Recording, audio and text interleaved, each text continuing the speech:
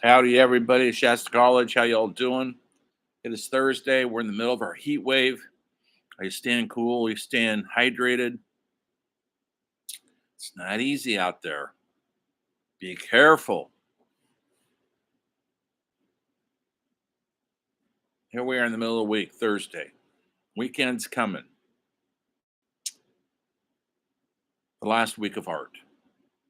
I should say fine art, painting. Next week, I'm going to start literature. Please look at my announcements. I announced that you should read chapter 11. Chapter 7. That's chapter 7 on literature. Then I have a discussion. Please join in. It's open for 1 week. If you don't join in, you do lose points. How many? It's up to you. It's up to me, actually. But if you don't join the discussion, it's part of your participation, like listening to these lectures. That's part of it, too. The discussion's open for a week. And it's essentially describe your reading life. Do you have one? Do you read novels? Do you know what a novel is? Do you read memoirs? Do you know what a memoir is? This isn't a quiz, but do you know what those things are? Do you read graphic novels?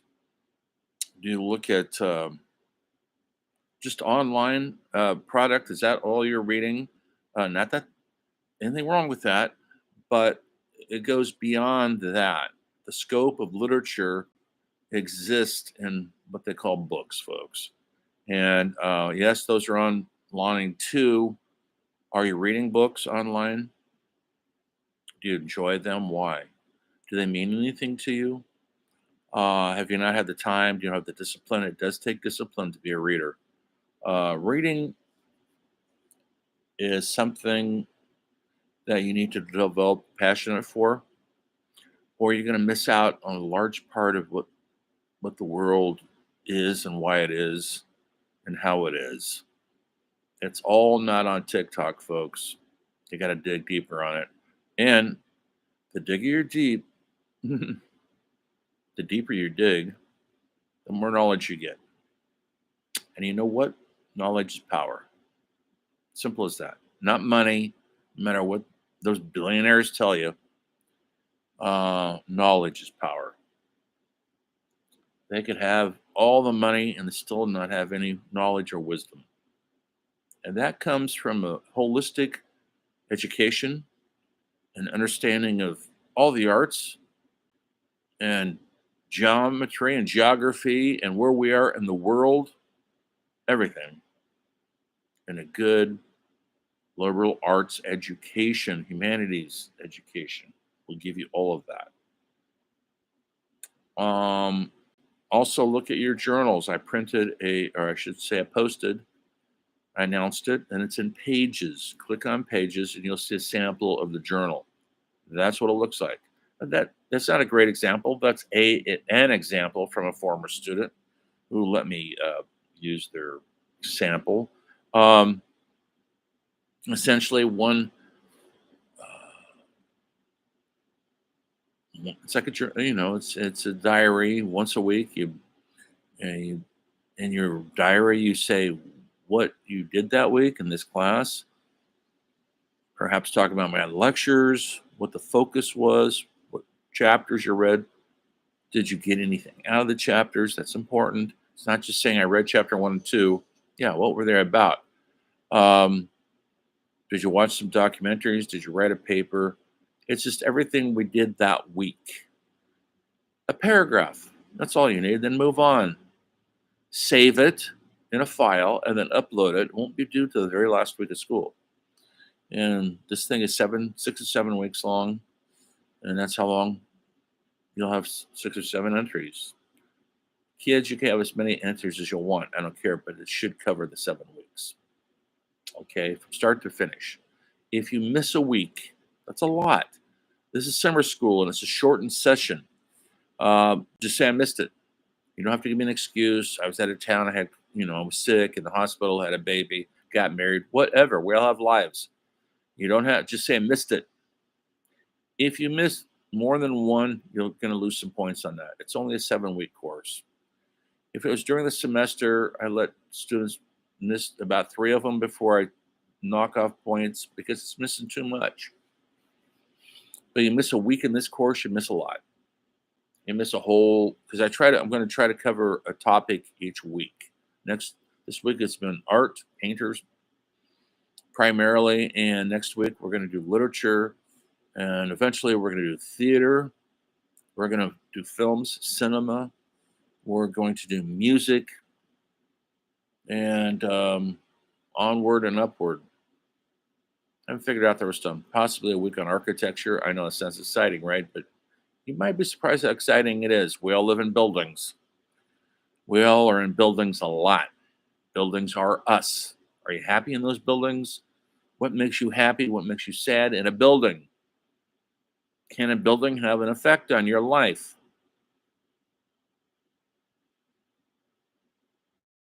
Yes, it can. So today I want to, in chapter, I think it's 3 or 4, says about what is a work of art and how do you look at it? Do you have to be a trained professional academic, somebody majoring in art to understand how to look at art? No, absolutely not. You have to live in the world and be open to ideas and open to other people's ideas of the world. I think you know the answer to that. I had you at in the discussion. What was your experience with museums and galleries? A lot of you, it's kind of sad. I know we're living here in Reading, and there's not a lot of outlet, but you're from elsewhere, I assume, maybe, or you've traveled elsewhere, I assume, maybe. And when you learn how to seek out these things, museums, art galleries, it'll bring the universe to you. It's not all about going to San Diego and hanging out the beach. Go to San Diego. There's a lot of art down there. Seek it out. You might be surprised how you relate to it, how it speaks to you. Santa Cruz, same way. If you don't like the beaches, go to San Francisco. Go downtown LA. They got some great galleries down there and museums. Or go out of the country. Go to Paris, the Louvre. There's so many great museums. I've only been out of the country about 5 times, and I usually go to the museums: London Historic Art Museum, MoMA in New York, MoMA Modern Art Museum in San Francisco, De Young in San Francisco,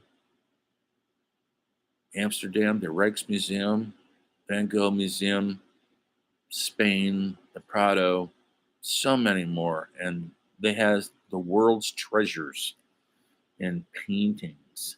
And when you sit in front of Rembrandt's The Night Watch and sit there, do not take a snapshot of it and walk away like so many people do, or take a selfie in front of it. What is the point of that? I know it's a selfie world we're living in, but once you sit there and study the painting and let it, it's huge, by the way. It takes up an entire wall. It's like a movie. And in a lot of ways, early paintings were our movies. They told a story before movies. And so you look at that story that Rembrandt is telling, or Michelangelo is telling through his paintbrush, or Van Gogh, or Pablo Picasso, or Andy Warhol, and that is our story. It's what they're seeing in the world. And so make sure when you're writing a paper, and I'm going to sign another one on Monday, it'll be about a literary figure. I'm not sure who yet. Or a literary movement or literature, and which covers anything to do with reading. It's to discover why it matters, not the nuts and bolts, the facts of an author's or writer's life. That's important, but what makes them them, and what made them type on their little typewriters or write in longhand a work of fiction or nonfiction that literally expressed a view into the world that was universally understood and comprehended and felt for many, many years. We're still reading the classics. That's next week. But I'm just saying your next paper will be about that. And you're going to write, just like you're writing this next paper, which is due Monday, you're writing that about an artist. I gave you 5 choices. I've already had some people turn their stuff in. They're excited to do the project. Don't avoid it. Don't wait till the last minute. You will not make it. Don't hand it in late. You'll get 0 points for it. If you have an excuse, you think you have an excuse, I don't really need an excuse for you being late. Just give me a text. You know how to text me or email me. You know how to do that. And say you're going to be late. You'll lose an automatic 3 points because I give you guys plenty of time to do the paper. And the people who hand their papers in on time should be rewarded. The people who are late, no matter how good your paper is, it will lose 3 points right off the bat. But shoot me out a note saying you're gonna be late so I don't give you a 0 on it. Okay, so now, how do you look at art? What are we looking at when we see art? I'll give you an example of it's sometimes not so easy to define what a piece of art is. I was at a gallery opening when I was in Santa Fe, New Mexico, which has a lot of galleries. And it's a big warehouse thing, and there was maybe 200 people there looking at different art, different installations as they call them, and sculptures and everything. And there was a group of people. I'm not exaggerating, folks. On the wall, there was a fire extinguisher, a red one, in a little cage. You had to break the glass thing to get to it. And they were staring at it and taking note of it, drinking their wine. And I walked by, and it said for emergency uses only. And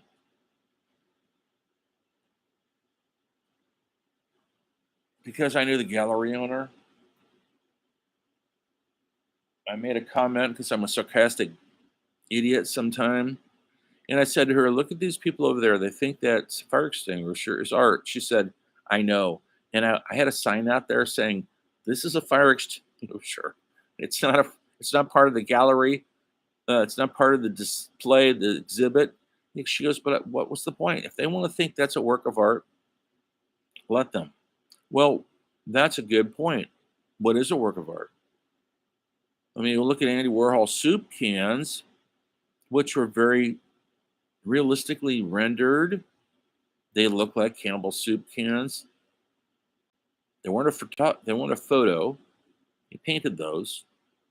Okay, he's a good copy. He could paint things. He could copy things. Is it art? Well, because he's making a statement on our obsession with consumerism and what it does to us, the conformity of consumerism. Now, how is he making a statement? Well, that's where you have to look deeper at it. You have to look at it, and he's not going to explain it to you. To me, nothing's worse when a piece of art has a title on it, and it lets you.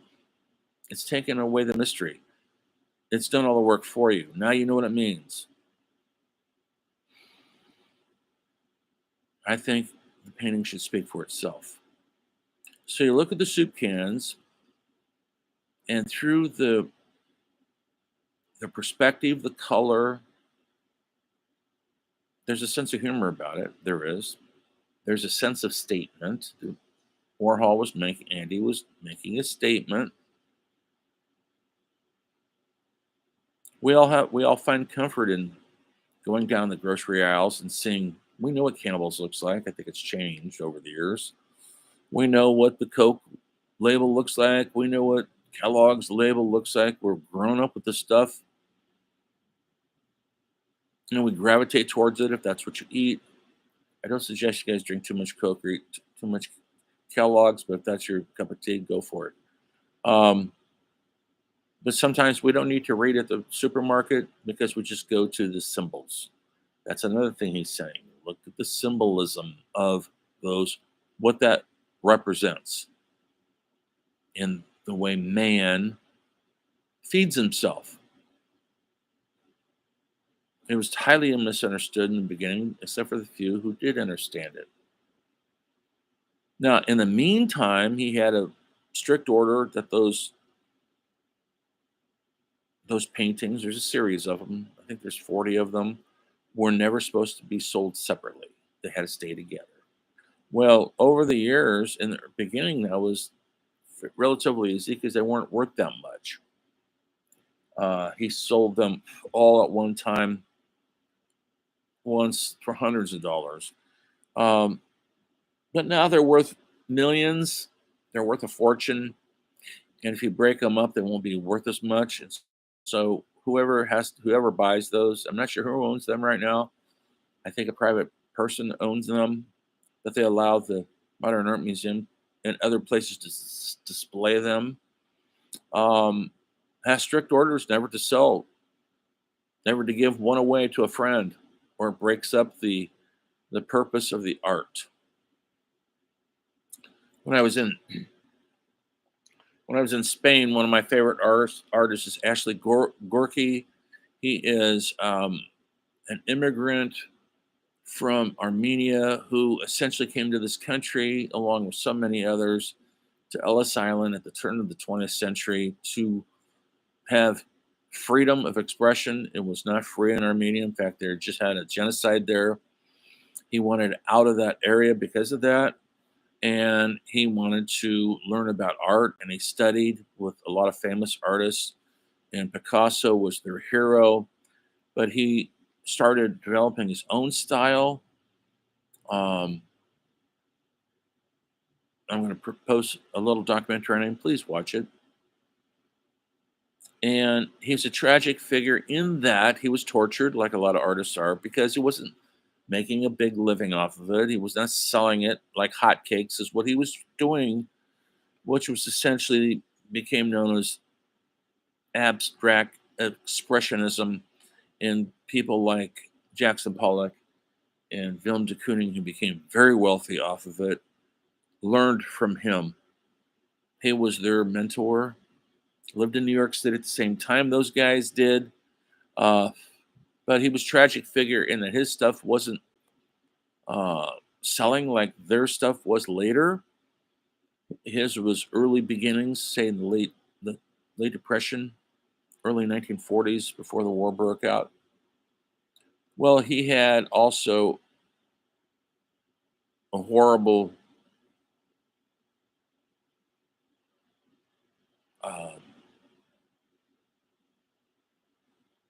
horrible digestive system. I know this sounds strange, and they had to operate and take out most of his intestines, and he lived a painful life. He had lived on a farm, was painting like crazy because painting was his only salvation. And of course, he had a drink throughout that whole time until one time the pain was so unrelenting, it wasn't going to go away, folks, that he hung himself. I don't think he was 50 yet. His kids had to live with that legacy of father suicide. But I had read about Gorky. I'd never seen his stuff in person. I was surprised to see it in this modern museum in Madrid where the Picassos were, a lot of them. Guernica was there.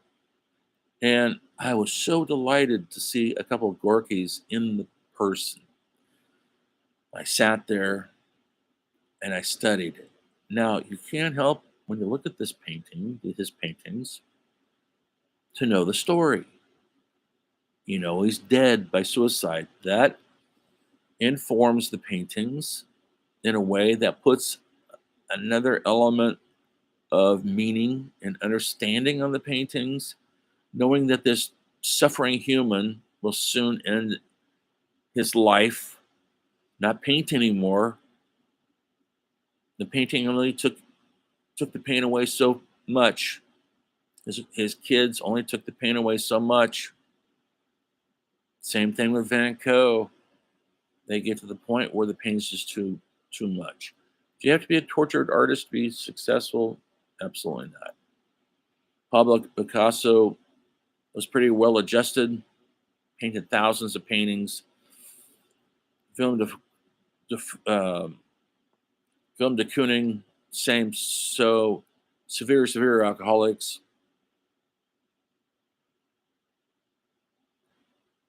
but not in the suicidal mode that others had been in. So yes, you could be an outstanding artist without having to kill yourself over it. But if you did, and they're the ones that stand out as sort of harbingers of what the creative mind could be working against its own best interest. There's all sorts of people who start copying other people. That's how they start. All art, music, films, dance, all starts copying something that came before until you find your own style if you're lucky. Picasso's influence, the Cubism, he didn't come up with that, but he elevated it. He was painting other things besides Cubism. The Cubism, which is a style of form art where it looks like actually little cubes on a page, angles. His most famous stuff is like that, but then he had other things where it wasn't like that because he was classically trained. He knew what he was doing. Um, Perception is the key. How do you perceive a painting? Well, it's a key. And if the author puts out a painting and people fail to perceive what it is, it probably might fail as a painting or but if the people perceive it with a meaning, that's the best the artist can ask for, besides bunch of money. I mean, Rembrandt was making a lot of money, but he was getting very little meaning in his paintings when he was painting people's portraits. It wasn't until he started painting his own stuff and he went broke, but he needed meaning, something more meaningful than people's portraits of rich people, which is what he or royalty, which is mostly what he made a very good living at.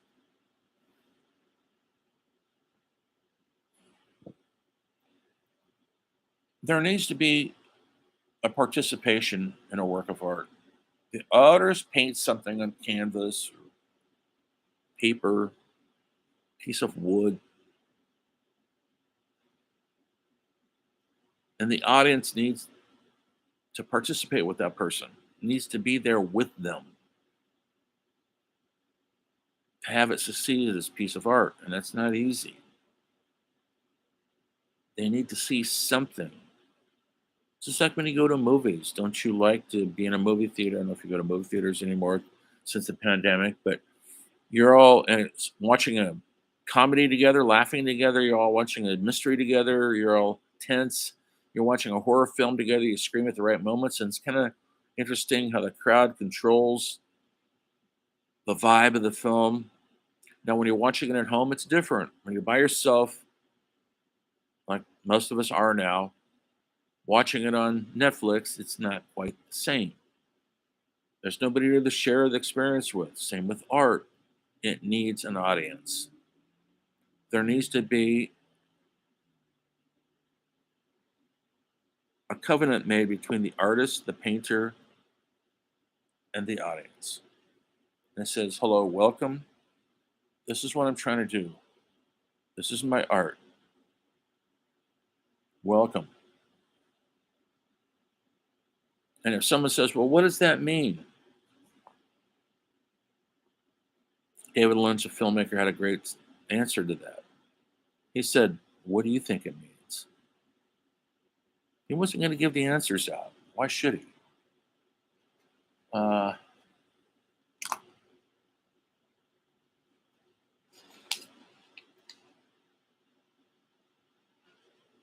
But to pay attention to a painting, you've got to sit in front of it.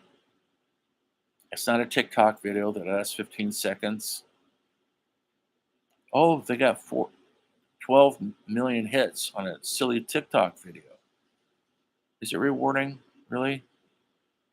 Oh, was any meaning taken from it? The shared experience, besides, oh, isn't that cute? Or look at that, isn't it risque?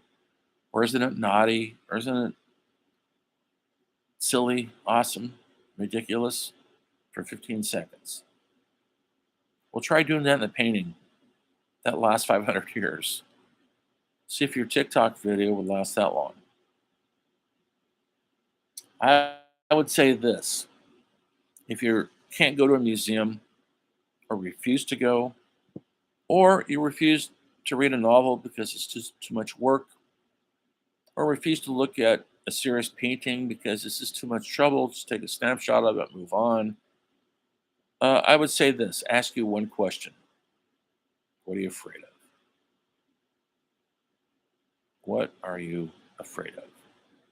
Finding something else that makes you feel uncomfortable? Finding some uncomfortable truth? That's what great art is. But you gotta want to go there. The artist has provided the artwork. Now it's up to you to take the journey. Art is communication. Is it communicating? If it's not, then it's just exists in a vacuum.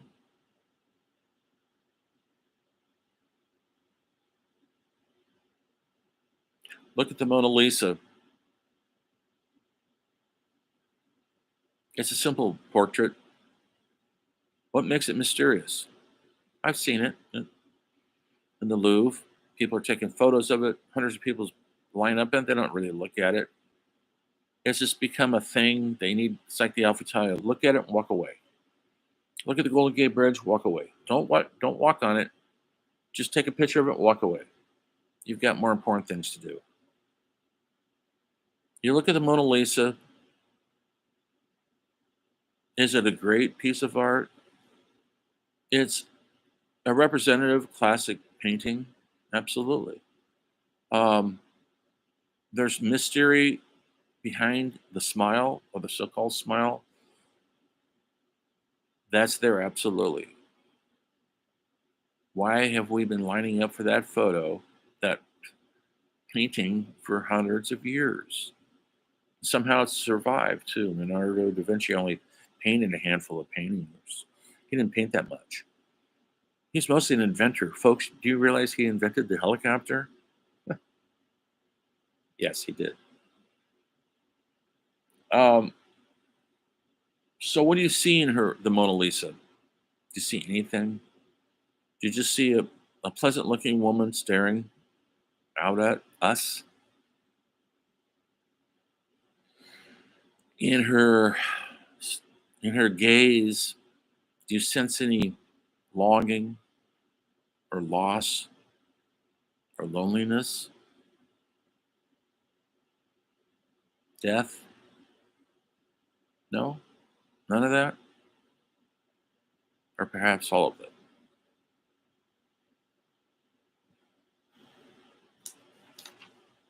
Goya was a Spanish painter who painted horrible depictions of firing squads, real ones, during the Spanish Civil War.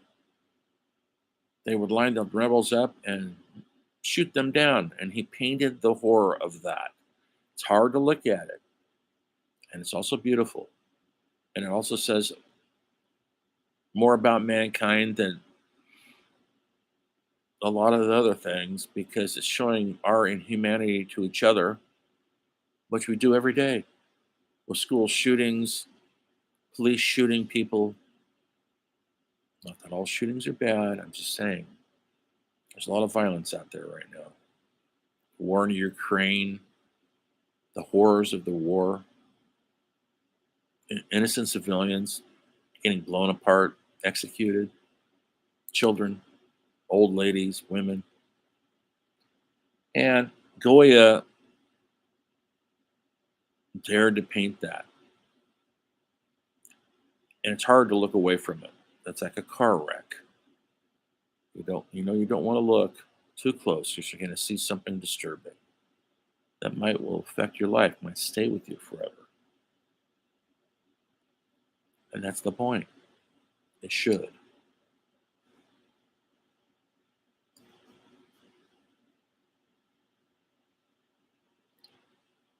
The horror is removed because we're not there.